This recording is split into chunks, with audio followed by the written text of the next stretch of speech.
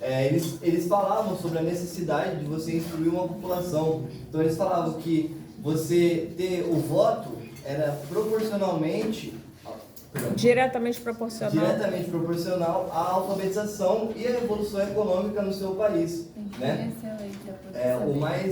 O mais conservador, digamos assim, acho que é Mendes, se eu não me engano, Exato. que ele vai dizer que o trabalhador, né, a pessoa da classe operária, ela não deve aprender mais daquilo do que é o seu trabalho, né, do que é a sua profissão, né? Ele tem que aprender, no máximo, ali, entortar um parafuso ou desparafusar. Bom, então aí essa é a questão. É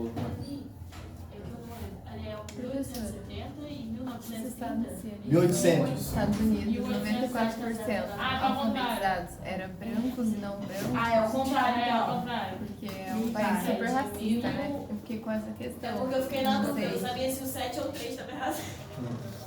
Então é isso. Enquanto os Estados Unidos... E a maior questão é, hoje, quem dita a economia no mundo é os Estados Unidos, que ainda, né, como diz o texto, continuando com o processo de segregação, ele instrui a população negra.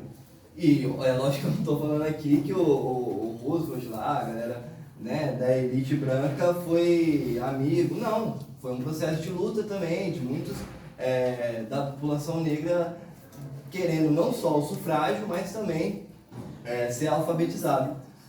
Então, como existe essa proporcionalidade entre você votar e você alfabetizar, o Brasil fica automaticamente para trás, porque aqui ninguém votava se não fosse daquela... e se não fosse grupo, alfabetizado, né? Alfabetizado. E era daquele grupo ainda de 1824, então, tipo, desde lá da Constituição isso ainda estava em vigor. E após a abolição em 1888, também tardiamente começam os sufrágios femininos, os sufrágios negros. Então tem uma relação do exercício da cidadania, né? Vocês começaram o seminário falando do conceito de ser cidadão, né? Então, como a cidadania se constrói através da educação e através da ação política, né? Que é a ação da participação política, que é a partir do voto. Então essas coisas são... Oi? O Adam ele vai falar, o Smith vai falar que Isso. Você, pra você... E a gente está falando de um liberal. Entendeu? Tipo, um cara muito liberal, um cara... Enfim, essa é a questão, né? O Brasil, ele era tão retrógrado que ele queria uma república. Olha que interessante, ele queria uma república, ele queria acabar com a monarquia, com a centralização do poder, com a centralização econômica. Também não era consenso, né? Porque no Brasil existia monarquia, até hoje existem monarquistas no Brasil, né? Então você vê, por exemplo, a Guerra de Canudos é uma guerra contra a República. Sim. Né? Então havia resistências também. Então assim, perdi o fio. Eu estava falando de Adam Smith. Pode crer. Então ele como liberal, ele vai querer que as empresas, as indústrias, elas cresçam, elas tenham trabalhadores cada vez maiores, né, com salários horríveis, mas ele vai dizer, para você entender a lei, para você obedecer a lei, para você ir de encontro com ela, para você, né, fazer o que manda, você tem que entender ela. Ou seja, você minimamente tem que saber ler, né? Para além de ler, você tem que saber interpretar. Então é necessário sim uma educação de qualidade, eu defendi a educação de qualidade. Então eu acho que é interessante. Defendi uma educação de massa, né? Mas eu acho que ele tinha uma ideia de qualidade na cabeça dele. Sim. Né, essa qualidade de um melhor apertador de parafuso possível, né? Então eu acho que é muito bom a gente ir nessa ideia, né? Falado no início sobre quem eram esses cidadãos e um Brasil que fazia muito dinheiro para o mundo, né? E era o alimento do mundo. Celeiro do mundo que se fala. Sim, o celeiro do mundo, para continuar assim, para isso nunca mudar. Então a gente precisa entender esse processo exatamente. É aí que o império está, né? O abolicionista Joaquim Nabuco, ele falava, a escravidão é o império é a escravidão. Uma coisa não existia sem a outra. Interessante que a República continua um pouco com ela, né? Alguns anos. muito por conta disso, por uma pressão. Dom Pedro não conseguia lidar com os escravocratas. A mentalidade escravocrata, né? Sabe? A gente pode falar de uma cultura escravocrata. Uma cultura, uma ideia de você produzir e não pagar, sabe? Então, e aí você cria os folclores lá fora, né? Como que eu vou levar a minha empresa para um lugar assim? Um lugar cheio de macacos, cheio de gente estranha, cheio de... Entende? Então, é daí que vem o processo de higienização, entende? É muito importante que a gente aqui dentro dessa sala lembre que a gente está falando sobre uma racialização. Não necessariamente, a gente não chegou nem em racismo ainda, a gente está falando sobre você moldar um ser humano, que não é um ser humano para eles, entende? Você moldar uma cultura, você desapropria tudo aquilo que a pessoa tinha e coloca uma outra. E aí você dá a identidade brasileira, né? E aí Getúlio Vargas vai fazer depois várias outras... Mas aí no livro do Góes, ele depois vai tratar sobre isso. Algum grupo que vai falar sobre a ditadura militar, né? Tenho certeza que vai ser incrível. E ele vai abordar esse tema, né? O Góes, ele abrange literalmente toda a educação no contexto brasileiro. Então, assim, a leitura é muito simples, então eu recomendo super ler de verdade. Se vocês tiverem um tempinho, leiam esse capítulo, assim, é curtinho, não é tão longo. Os capítulos são curtos, ele é jornalista, né? Ele escreve muito bem, é tranquilo, porque eu há anos que dou essa disciplina e trabalho com texto. Guilherme já fez, os textos eram bem mais pesados, né? Porque eram textos acadêmicos, né? Então eu acho ele bacana porque ele traz uma perspectiva histórica, que é o que eu sempre fiz também, a partir mais ou menos dos mesmos eixos. Tem alguma coisa que a gente talvez não concorde tanto, a gente vai falando aos poucos, né? Mas eu achei uma linguagem muito legal e é baseado, né, o trabalho dele como jornalista é baseado em trabalhos acadêmicos, né? Não é um jornalismo rasteiro, né? Então eu achei que ia ser gostoso, estou feliz, foi bom o seminário, né? Tá dando certo. Explica pra gente aí esse quadrinho que vocês fizeram. Então, esse quadrinho tá no livro, por isso que eu falei, é bom vocês darem uma olhadinha. Tá no nosso capítulo. E assim, é um acompanhamento de como está o Brasil em 1900 em relação aos outros países, ao que estava acontecendo lá fora. Então, assim, pra gente ver como é que a gente está adiantado, né? Tipo, então, isso aí é o quê? Isso aí é o quê? Os alunos matriculados nas escolas primárias entre 5 e 14 anos. Isso. Dentro da escola. Mas vai de brancos e não brancos? Ou... Cidadãos. Isso Aquela ainda cidadãos. Entendeu? Então, assim, nos Estados Unidos, 94% das crianças dentro da escola. Porque se a gente for olhar, 5 a 14 anos, crianças. Né? Peraí, mas olha só, a pergunta da Maria é interessante. Então, quer dizer que quando a gente fala que 10% da população brasileira, só 10% estava na escola, só 10% dos cidadãos. Dois cidadãos. Ou seja, esse número é muito inferior ainda. É o que eu tinha te perguntado aquela hora. Não se ortoga, né? Entenderam a preocupação dela? Sim. Então, quer dizer que esse número, porque assim, nos Estados Unidos, esse 94% possivelmente era da população inteira. Mas pra gente, esses 10% são 10% daquela... De 2% que é a elite. Exatamente. Que loucura, né? Mas Nós, como pedagogos, nós vamos mudar essa história. Não, assim, esse livro... Então, faz efeito. Você começou com frase de efeito já. Olha só, é bacana a gente pensar, porque assim, eles fizeram esse cenário muito legal, né? E a partir daí a gente vai ver que o nosso ponto de partida é muito ruim, né? A gente começou com muita desvantagem em relação ao mundo como um todo, em relação aos nossos vizinhos latino-americanos, porque assim, você fala assim, não, mas a gente está comparando o Brasil com os Estados Unidos, com o Canadá, com a França, né? Mas não, a gente está comparando também com o México, com a Bolívia, né? Com o Uruguai, com o Chile, com a Costa Rica, com a Argentina, com Cuba. Esse ficando para trás, ele está inclusive nas universidades. A primeira universidade é no Peru, em 1500. Sim. Tipo, o nosso vizinho estava falando sobre educação superior, instrução superior, e a gente estava totalmente... Então, isso daí vai gerar uma coisa chamada déficit educacional. Isso é muito importante, tá? Por quê? Porque, às vezes, a gente fala assim... agora nas campanhas eleitorais, né, tem aquele... Qual é o nome daquele candidato? Um homem que não é um dos minoritários também. Vocês não viram? Oi? A presidente? Não, ele saiu. Ele se colocou para a presidência, só que aconteceu alguma coisa. Mas ele foi no debate? Não, impediram ele de ir no debate. Não. Eu tô falando de tem um que foi no debate, agora eu não me lembro que partido que foi. E ele fala, e ele defende essa ideia de que o Brasil, ao contrário do que se pensa, investe muito em educação, né? Porque qual é a conta que ele faz? A conta que ele faz o Brasil investe mais ou menos, esses dados que você estava trazendo, Marcela, são os dados em relação ao orçamento, né? Então, tipo 2%, 3% do orçamento total, onde mais da metade é para pagar a dívida. Aí também tem uma coisa que é interessante a gente esclarecer, porque vocês sabem que o presidente Lula, ele pagou a dívida externa do Brasil. Vocês já ouviram falar nisso?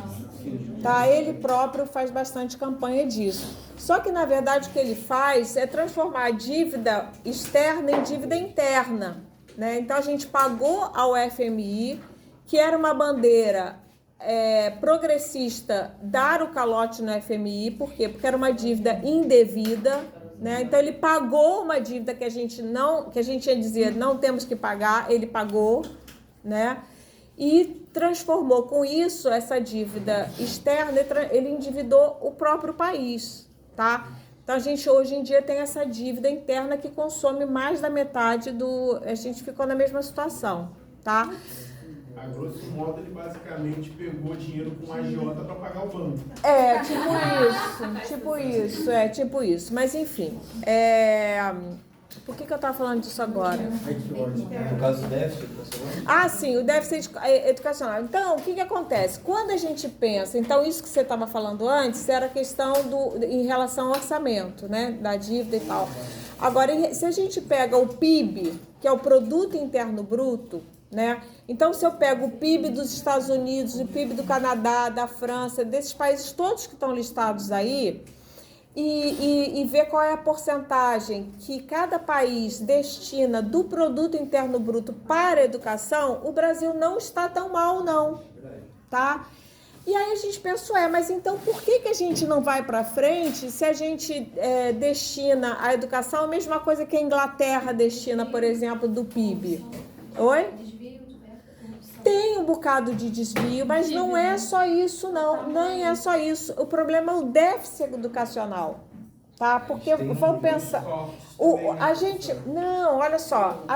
Não, eu estou falando que em termos do PIB, Lucas, a gente... se você pensar no produto interno bruto, toda a riqueza que o nosso país tem, a gente destina, tipo...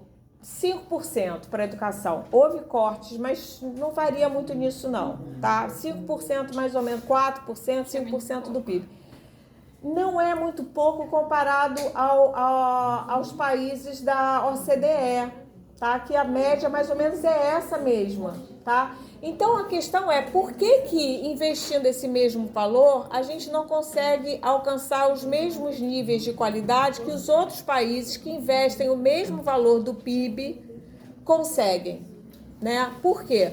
Porque a gente não saiu, é aquela coisa da ação afirmativa. A gente não saiu do mesmo lugar. Olha do lugar que a gente está saindo.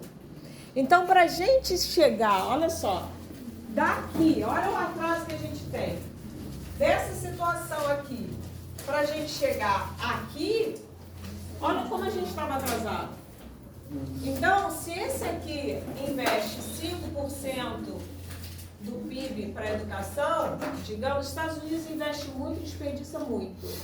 É um negócio curioso. Tem um artigo muito interessante de umas economistas da UF, que eu gosto muito, que se chamou Déficit da Educação. Elas vão explicar isso muito direitinho. É um texto que eu dava, mas acabei desistindo, todo mundo achava dificílimo, eu desisti de dar o texto.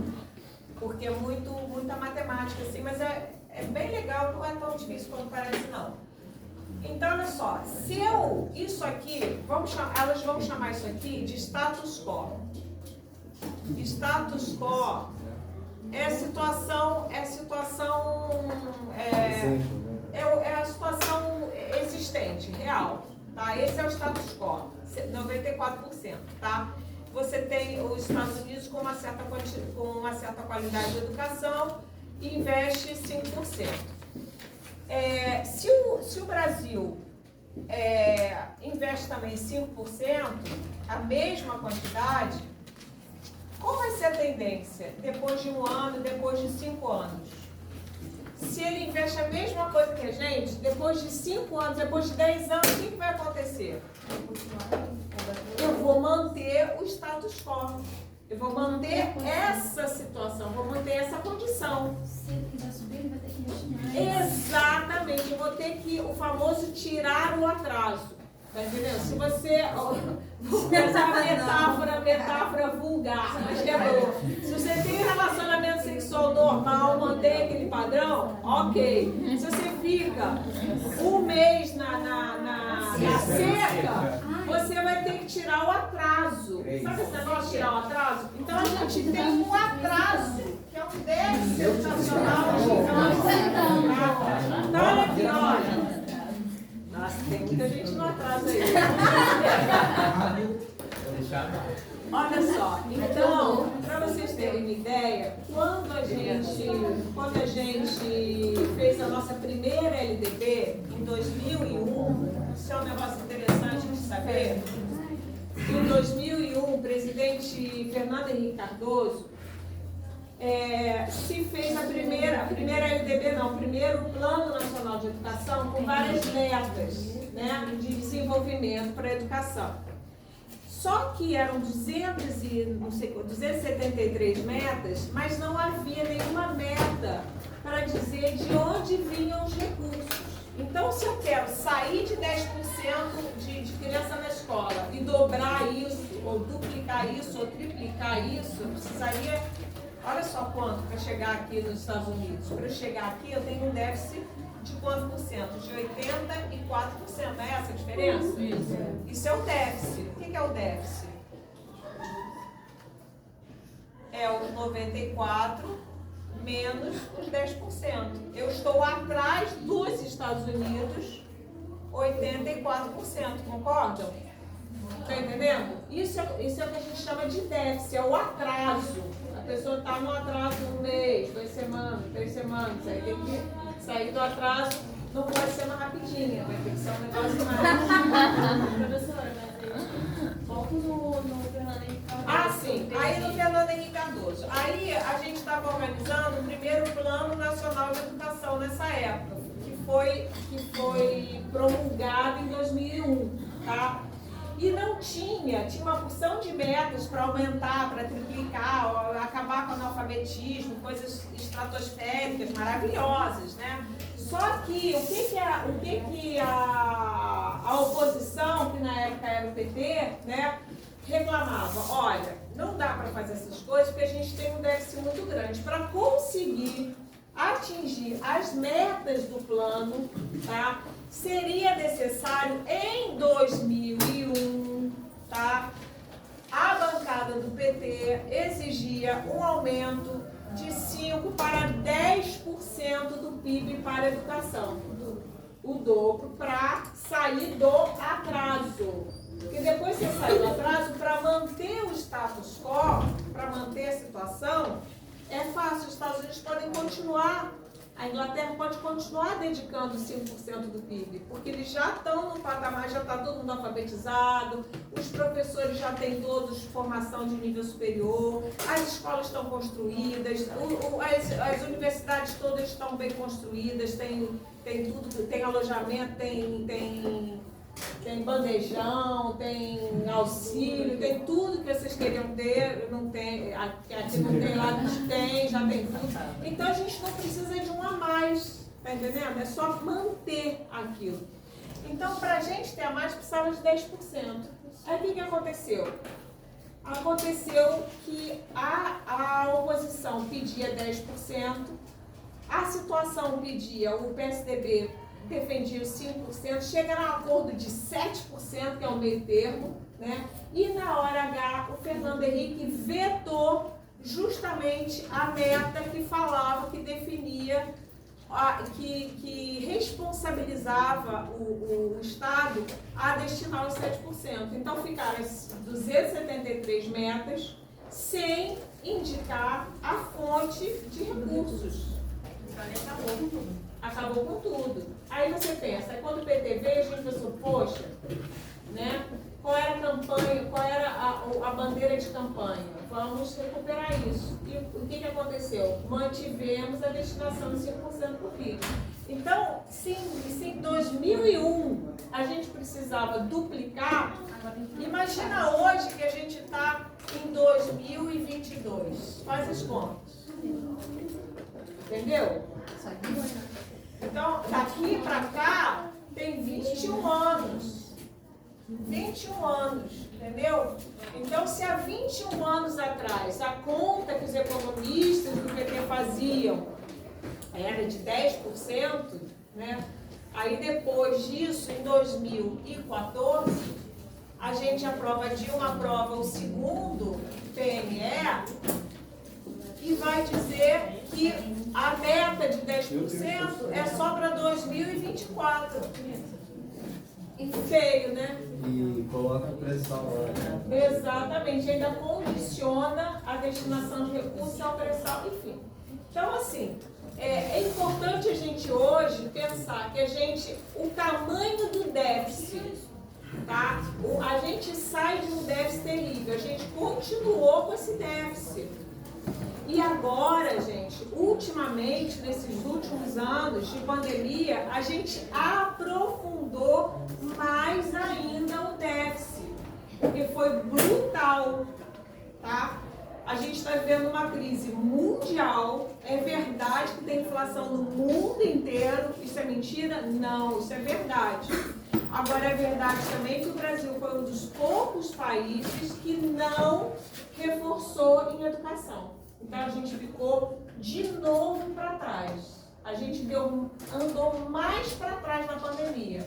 Porque todos os países, a maioria dos países minimamente inteligentes, né, falaram assim, olha, se a gente não der um reforço aqui na educação, a gente vai ficar para trás. Por quê? Como o grupo chamou muito bem a atenção, a relação entre escolarização tem uma relação diretamente proporcional de escolarização com política, com participação política e com economia, com uma coisa que a gente chama de valor agregado, né? Então a gente exporta a gente exporta grãos, a gente exporta minério de ferro e importa as coisas. Eu viajei, né, para Minas, eu falei para vocês. É uma coisa impressionante a mineração, as mineradoras. Eu passei como é que é o nome? Em Brumadinho, eu passei em Brumadinho e você tem crateras, tá? E o Brasil exporta terra junta, ele não se dá o luxo de tirar o minério, de separar, entendeu? Ele joga a terra assim, exporta os blocos de terra, e aí o país que importa é que vai fazer a seleção e aí acha ouro, a gente vende tudo com minério, entendeu? Sem falar que a gente só agora, não sei quando que foi, mas poucos meses, que você regulamentou o ouro brasileiro. Antigamente não, né? Ainda deve existir. Você fazia uma declaração de próprio punho que qualquer um podia assinar e levava para cartório, né? Para você conseguir vender o ouro que você achou. Então isso dificulta muito a fiscalização e a própria... A gente tem muito ouro, tem muito minério ainda, é uma coisa impressionante.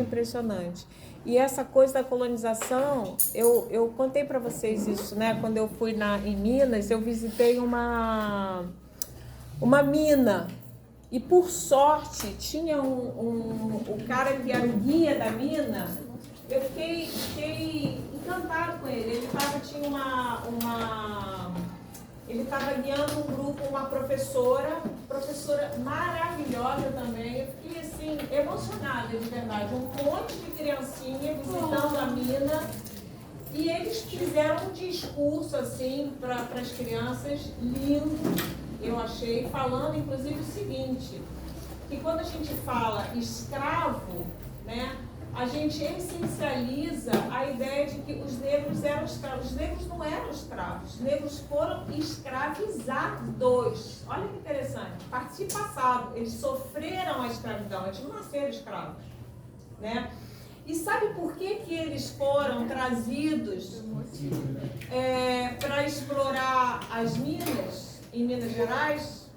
Porque eles tinham conhecimento técnico de como fazer, de como minerar. Então, na verdade, eles eram uma mão de obra especializada, que foi escravizada, porque os brancos não tinham know-how, eles não tinham conhecimento. Então, esse guia foi explicando isso para as criancinhas, muito legal. A gente, no meio da mina, assim, numa cidade que era Ouro Preto, né? E a gente tinha já visto um monte de igrejas, aquele monte de ouro, né? E o cara explicando que todo aquele ouro tinha sido produzido pelos escravos, pessoas escravizadas, que eram detentores de um conhecimento específico, eram trabalhadores altamente qualificados para o serviço, né? Sem eles, nada daquilo era possível.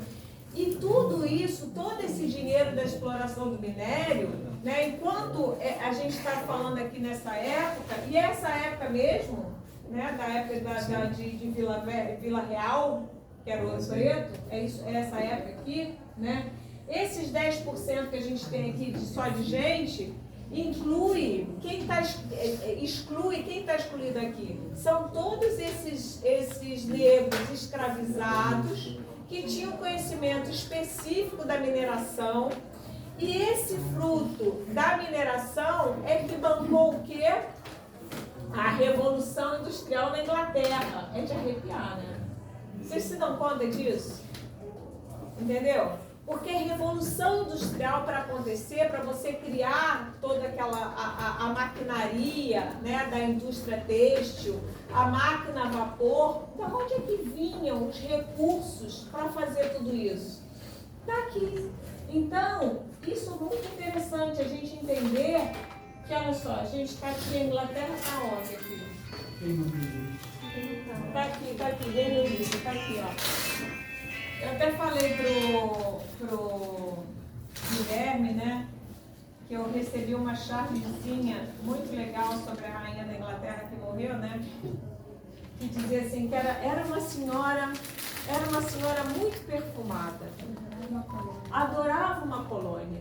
Uma senhora muito perfumada que adorava uma colônia. Então, olha só essa diferença aqui. Essa diferença tem a ver com esse negócio que a gente está falando, que é a divisão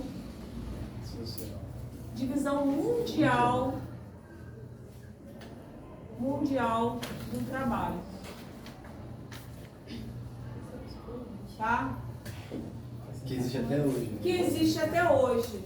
Vocês estão ligados? Vocês entendem isso, divisão mundial do trabalho? Quer que explique? A nova globalização, né? Não, olha só. A ideia de... Vamos começar pela divisão sexual do trabalho, né? Dentro de uma casa, existe, dentro de uma família tradicional, né? Se a gente pegar o Pantanal, né? O que a gente tem lá? Tem lá a bruaca, que não, aliás,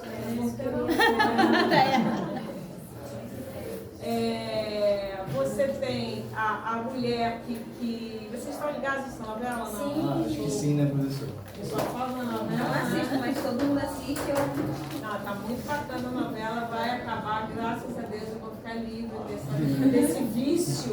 Eu tô viciada mesmo. Mas enfim, quando o casal se separa, né, que é um grileiro, um cara que grila a terra, né? E a mulher dele quer submissa a ele. E ela está começando a pensar que ela é responsável por aquela fortuna que ele construiu. Não é isso? Ela ficou em casa, ela se abdicou de tudo para ficar em casa e apresentaram uma advogada para ela, e a advogada mostrou para ela que ela tinha direito, sim, todas as Está conscientizando ela. Mas ali o que a gente tem? A gente tem uma divisão sexual do trabalho. O que ela fazia? Ela lavava as cuecas do cara, limpava a casa, cuidava da criança, levava o café da manhã, e ele trabalhava. Tá? Então ele tem poder sobre ela. Tá? Então nisso a gente tem uma coisa muito interessante da gente saber, que é a noção de extração. Ô, professora, e nessa novela, todas as mulheres que nascem ali no Pantanal, elas estão submissas a isso, né? A ficar dentro de casa. Tem a Filó, que era Submetidas, né? submetida. Elas submissas é por conta do marido mesmo. Tem uma divisão sexual do trabalho muito clara, né? Porque elas fazem parte doméstica, não é? Aí a Ruta que se revoltou, foi da faculdade e tudo mais. E agora está trabalhando. Sim, aí começou a relação com as pessoas, com os homens. Saiu como a errada dali, a má influência, o mau caminho. Então ela já só tinha aquela visão de ficar em casa, cuidar do marido e casar. Isso, mas assim, para além dessa questão feminista, o que a gente tem que pensar em termos de economia? Esses homens extraem mais valia do trabalho dessas mulheres. O que quer dizer isso? Eles não pagam ela. Eles não pagam a elas. E eles conseguem lucrar a partir desse trabalho. Né? Porque esse trabalho, o trabalho feminino, muitas vezes, ele é invisível, invisibilizado. Né? Mas quem cuida de uma casa, cuidar de uma casa, eu, por exemplo, sou uma feminista que defendo a valorização do trabalho doméstico. Eu não quero que... Eu gosto de fazer o trabalho doméstico, só que eu quero ser reconhecida por isso, não é? Então, por exemplo, se a gente tem um emprego, eu acho que a gente é um trabalhador que tem dupla jornada, então é diferente, né? Muito bem. Isso é a divisão sexual do trabalho. Lembrando que sempre quando você tem essa divisão, né, você tem extração de mais-valia, você tem lucro a partir da exploração do outro. Tá? Na divisão social do trabalho, o que você tem? Você tem uma classe explorando a outra, você tem uma classe que é dona dos meios de produção e uma classe que só tem a sua mão de obra para oferecer. É mais ou menos a mesma coisa que acontece dentro de uma família, entre um homem e uma mulher, isso vai acontecer numa sociedade. Então interessa manter muita gente não escolarizada, porque eu só posso explorar a mão de obra escrava exatamente porque eles não têm conhecimento. Mas não é porque a falta de conhecimento vai fazer que eles não sejam inteligentes, não se rebelem, não é bem por aí. É porque eles não estão afastados dos meios de produção. Entendeu? O que adianta, por exemplo, os escravos? Os escravos cansaram, né? Tem varinho? Vai aqui no cafezinho. Mas daqui a pouco eu tenho que ir embora. Mas vamos fazer um cafezinho então. Um cafezinho. Exato. Não, eu nem vou parar pra beber, eu só pego... Mas Vamos pegar o pão da meia hora, não, André?